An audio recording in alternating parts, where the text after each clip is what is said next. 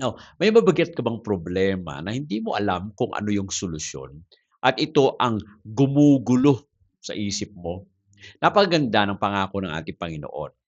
Papalitan niya ang iyong pangamba ng isang awit o maraming awit at saya.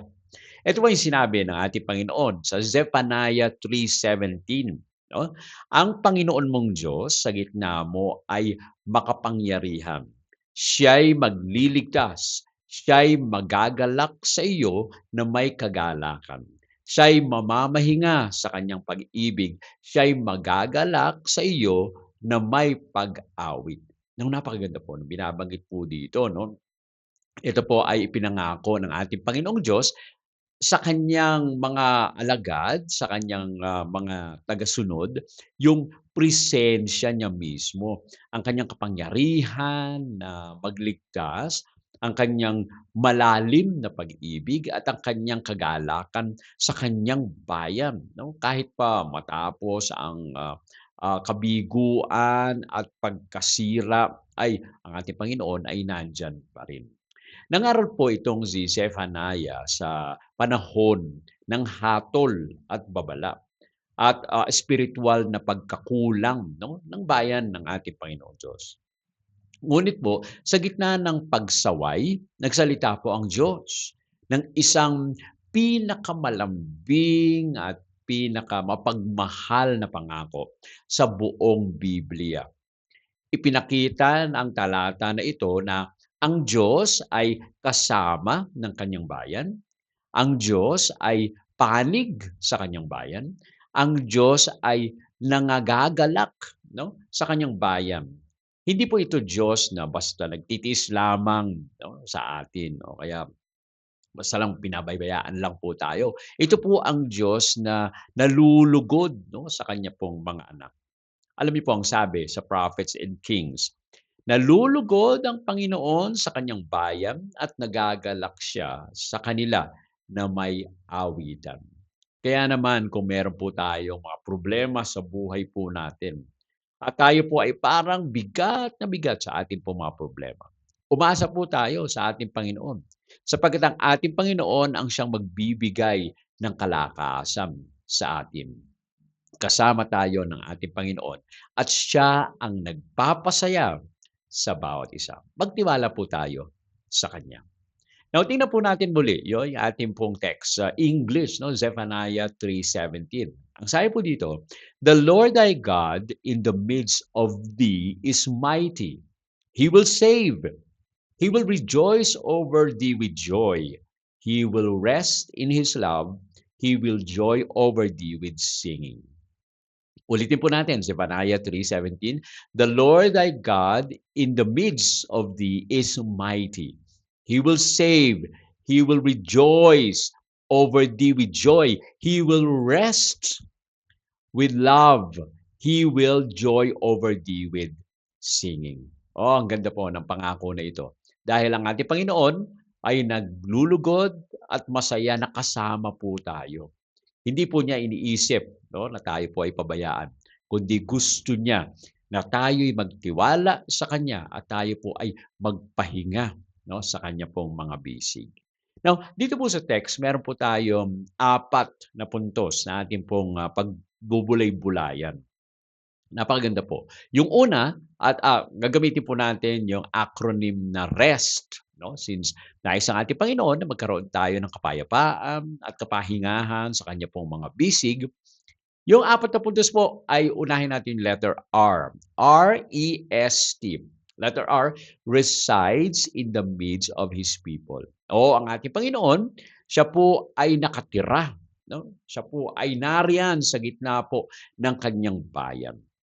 Letter E, executes salvation with mighty power. O napaka-epektibo ng kanyang kaligtasan na ibinibigay sa bawat isa. Letter S, silences fear with his love. No? Sinusugpo po niya yung ating takot sa magitan po ng pag-ibig ng ating Panginoon. At letter T, takes joy in his people. O alam niyo po, masaya ang ating Panginoon. Nakakasama tayo. Ang problema po minsan tayo talaga yung lumalayo sa ating Panginoon, 'no? Kahit ang ating Panginoon ay nais na tayo po ay maging mapayapa at masaya, tayo ang ayaw lumapit sa ating Panginoon.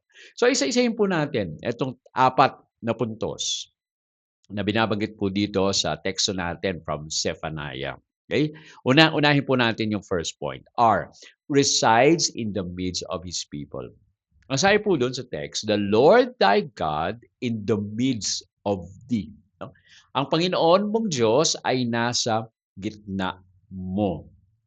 Alam niyo po, hindi lang po siya nagmamahal, no, sa atin. Minsan iniisip natin malayo, no, malayo ang ating Panginoon. Siya po ay, nananaham kasama po ng kanyang bayan. Nasa gitna po niya tayo, no?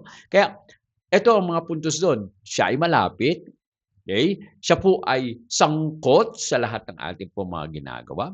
Siya po ay mapagmatyag. Alam niyo pinili ng ating Panginoong Diyos na tayo po ay maging malapit sa Kanya, hindi tayo malayo. Now sabi po sa, Matthew 1:23, Emmanuel, God with us, 'no? Hindi po sinabing, Emmanuel, nakatingin sa atin, hindi po, sumasa atin ang sabi po do'n. So ibig sabihin, ang ating Panginoon hindi siya yung Diyos na parang, "Oh, sige, nagawa na kita, bahala ka na sa buhay mo, hindi na kita papakialaman." 'No, hindi po ganyan ang ating Panginoon. Very active po ang ating Panginoon sa gawain natin at nais niya na maranasan po natin ang kabutihan. Naranasan niya, maranasan natin pagpapala, 'no? 'Yun ang nais ng ating Panginoon. Sabi po sa Psalm 46:5, God is in the midst of her. She shall not be moved, 'no? Sabi ng ating Panginoong Diyos, siya ay nasa gitna natin, 'no? Hindi tayo matitinag. Alam niyo, naalala ko tuloy yung awit na, God is watching, 'no, from a distance. Actually, ito yung title, From a Distance. Ito po ay awit ni, Bette Midler, 'no? Ang sabi po dun sa kanta, "From a distance, the world looks blue and green, oh, and the snow-capped mountains white." 'No? Sabi po dun sa chorus, "From a distance, God is watching from a distance." 'No? No, ito po yung parang ini-introduce na Diyos doon sa awit ni Bette Midler. Ng ating Panginoong Diyos daw, siya po ay ano, nagmamatiyag lang mula doon sa malayo, 'no? Ah, pero iba naman yung sinasabi sa banal na kasulatan. Hindi po totoo na ang ating Panginoong Diyos ay nando'n na sa malayo, tumitingin lang po sa atin. Dahil dito sinasabi po dito sa Matthew 1:23, Emmanuel is with us. God is with us. Hindi po sinabi doon na Emmanuel, God is watching from a distance. Hindi po 'yon. Ang sabi po dito sa Psalm 46:5, God is in the midst of her. She shall not be moved. Hindi po sinabi po doon, God has rejected, no, hindi tayo na-reject ng ating Panginoon, no? Hindi siya nando'n sa langit at nanunood sa atin. He is actively participating in our lives if we allow Him, no? Pero hindi naman po tayo pipilitin natin Panginoon kung ayaw niya, kung ayaw natin. Sabi po sa Steps to Christ, page 100, 'no, ang Panginoon ay malapit sa lahat ng humahanap sa Kanya ng may katapatan. Oh, yun po, the Lord is near to all who seek Him sincerely. Kaya nga napakaganda ng pangako ng ating Panginoon. Huwag po kayong matakot, 'no? Hindi po kailanman naiiwanan tayo ng ating Panginoon. Kung saan tayo po ay nahihirapan, nandiyan ang ating Panginoong Diyos.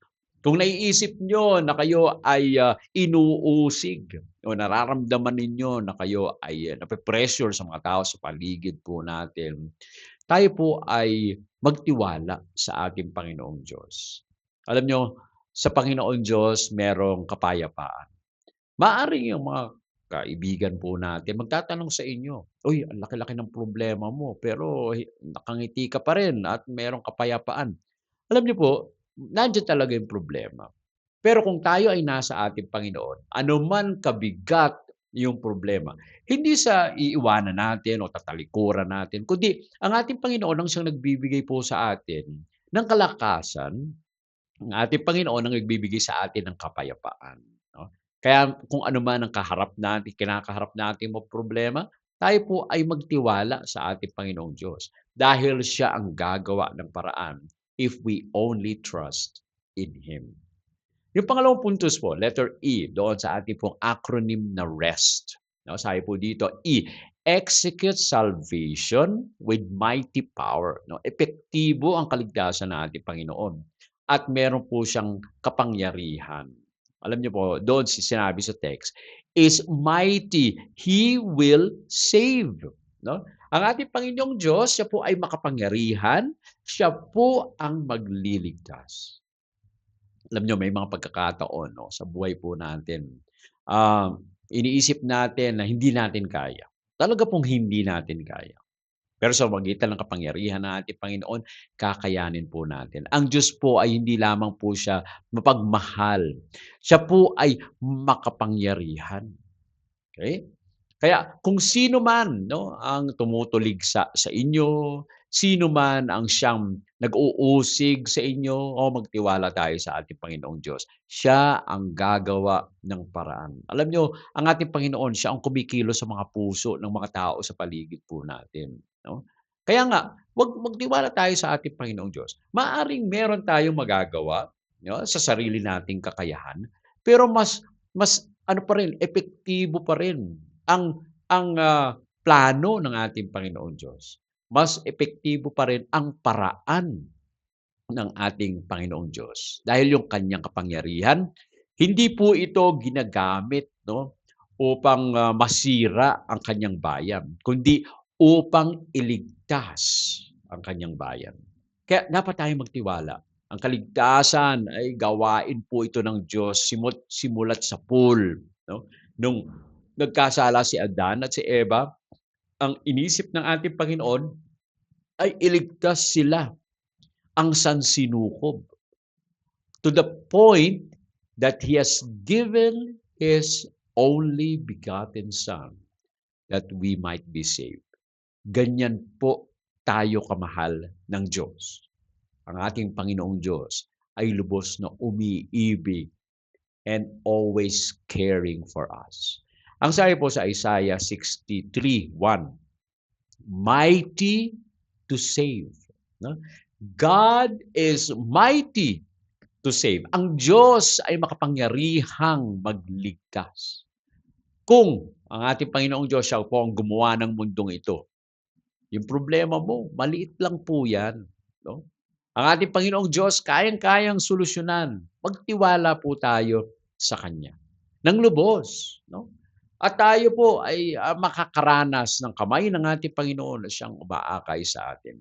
Ang sabi po sa Psalm 26, the Lord saveth His anointed. No? O ang ating Panginoong Diyos, inililigtas po niya ang kanyang pinahiran. Ano ibig sabihin ng pinahiran? O nililigtas niya yung mga nagtitiwala sa Kanya. Alam niyo po nandiyan yan, eh, parang parang, tayo po ay mga tupa, 'no? May mga tupa na lumalayo 'no, doon sa pastol. May mga tupa naman na sumusunod, 'no? Ano ang nangyayari? Doon sa mga tupa na lumalayo at hindi sumusunod, sila po ay naliligaw, 'no? Minsan sila ay nahuhulog sa bangin. Pero ang mga tupa na malapit doon sa pastol, dinadala po niya ito doon sa mga malalagong damo kung saan sila ay maaaring makakain ng ayos. Gano'n din po ang ating Panginoon sa atin. Kung tayo ay susunod sa Kanya, magtitiwala sa Kanya, ang ating Panginoon. Ano man ang kinakaharap po natin, mga problema, doon sa nakaraan natin na hindi tayo nagtiwala sa ating Panginoon, gagawa ang ating Panginoon kung tayo ay magsisimulang magtiwala sa Kanya. Sabi po sa Ministry of Healing, there is no limit to the saving power of God. No? Wala pong hangganan ang kapangyarihan ng Diyos na magligtas. Kaya huwag tayong mag-alala. 'no, mga kaibigan, tayo po ay magtiwala lamang sa ating Panginoong Diyos. Ano man ang kinakaharap natin sa buhay po natin, oo, ang ating Panginoon ang siyang patuloy na gumagawa ng paraan para sa atin. Yung mga nawala po natin, ibabalik po ito ng ating Panginoon. Yung katawan po natin na may karamdaman, maaari itong pagalingin ng ating Panginoon. Kaya tayo ay lubos na magtiwala sa Kanya. Huwag po nating sukatin ang problema ayon sa laki o sa lakas nito, 'no? Sukatin po natin ang kapangyarihan ng Diyos na siya po ay nagliligtas. Huwag po nating sabihin, "Oh, my problem is too big." 'No? Kundi ang sabihin po natin, "My problem is big, but my God is bigger." 'No? Merong kapangyarihan ang ating Panginoong Diyos na Kanyang lutasin ang lahat ng ating mga problema. So yung puntos po natin, binabanggit po dito ng ating Panginoon, siya po ay makapangyarihan at ini-execute niya yung salvation sa atin. Magtiwala po tayo ng lubos sa Kanya. Ang pangatlo po na puntos na binabanggit dito, yung letter S, silences fear with His love. No? Sinusugpo ng ating Panginoon Diyos yung takot natin sa pamamagitan po ng Kanyang pag-ibig. Siya po ang binabanggit doon sa text natin, He will rest in His love. Tayo daw po ay mananahimik, no? Magkakaroon ng kapayapaan sa pag-ibig ng ating Panginoong Diyos. Alam nyo, yung kahulugan po nito ay yung pinapakalma po tayo ng ating Panginoong Diyos. Pinapatahimik po tayo ng ating Panginoong Diyos sa Kanyang pag-ibig. Alam niyo, ang pag-ibig ng ating Panginoong Diyos, siya po ang, actually, siya po yung sumisigaw ng hatol. Pero siya rin naman ang nagdudulot ng kapayapaan. Inaalis po, no, ng kanyang pag-ibig yung takot natin, inaalis ng kanyang pag-ibig yung hiya natin, inaalis ng kanyang pag-ibig yung kawalang katiyakan po natin. Kaya nga napakaimportante po, no, mga kaibigan, na tayo ay magtiwala sa ating Panginoong Diyos. Sabi po sa 1 John 4:18, perfect love casted out fear, 'no? Ang sakdal na pag-ibig, ito po ay nagpapalayas ng takot, 'no? Kaya tayo ay magtiwala sa ating Panginoong Diyos. Kung meron tayong takot, ang pag-ibig ng ating Panginoong Diyos, papaalisin niya. Tatanggalin niya yung takot sa ating pong mga puso. Magtiwala lang po tayo sa Kanya. Sabi naman sa Isaiah 54:10, "My kindness shall not depart from thee." No? Ang aking kagandahang loob ay hindi lalayo sa iyo. Yan po ang sabi ng ating Panginoon. Kaya nga ang ganda po, no, na sa buhay natin na walang katiyakan, sa buhay natin na na maraming problema, sa buhay po natin na tayo po ay talagang may mga pressure sa bawat panig ng ating pong buhay. Ang kagandahang loob ng ating Panginoon ay hindi lalayo sa atin. Wag lang po tayong lumayo sa Kanya. Kaya ang gawin po natin, lumapit tayo sa ating Panginoon, tumawag tayo sa ating Panginoon. Sabi po sa Steps to Christ, page 58, nothing is more calculated to bring rest and peace than a sense of God's love. No? Wala daw pong higit na magbibigay ng pahinga at kapayapaan kaysa doon sa pag naunawaan po natin ng ang pag-ibig ng ating Panginoong Diyos ay nasa atin, no? Kapag dumadating po yung pagkabalisa, huwag po tayong lalaban na may takot, kundi tayo po ay manahimik sa pag-ibig ng ating Panginoong Diyos. Yakapin po natin ang ating Panginoong Diyos. Mas malakas ang kanyang pag-ibig kaysa doon sa inaalala po natin sa ating pong buhay.